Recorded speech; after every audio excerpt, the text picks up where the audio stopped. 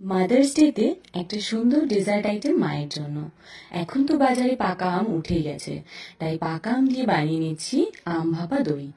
প্রথমেই টক দইকে জল ঝরিয়ে নিতে হবে। 2-3 ঘন্টা আমি একটা সুতির কাপড়ের উপর ভারী কিছু চাপা দিয়ে জল ঝরিয়ে নিয়েছি। এইবার সেই জল ঝরানো টক দইকে খুব ভালো করে ফেটিয়ে তাতে দিয়ে দেবো বেশ খানিকটা কনডেন্স মিল্ক আর পাকা আমের অনেকখানি পাল দিয়ে তিনটেকে একসাথে ভালো করে মিক্স করে নেব। এইবার অন্য একটা পাত্রে কিছুটা ঘি ব্রাশ করে নিয়ে সেই মিশ্রণটা ঢেলে দেব, আর উপর থেকে একটা অ্যালুমিনিয়াম ফয়েল দিয়ে আমি মুখটা বন্ধ করে দিচ্ছি। এইবার এটাকে বেক করে নিতে হবে 20 থেকে 25 মিনিট। তোমরা এটাকে মাইক্রোওয়েভেও দিতে পারো। আজ মাদার্স ডেতে সকল মায়েদের জানাই আমার তরফ থেকে হ্যাপি মাদার্স ডে। সবাই সবার মাকে ভালোবাসায় রেখো, ভালোভাবে রেখো। তো তারপর 20-25 মিনিট পর নামিয়ে নর্মাল টেম্পারেচার করে 2 ঘন্টা ফ্রিজে রেখে তারপর গার্নিশিং করলেই রেডি আম ভাপা দই।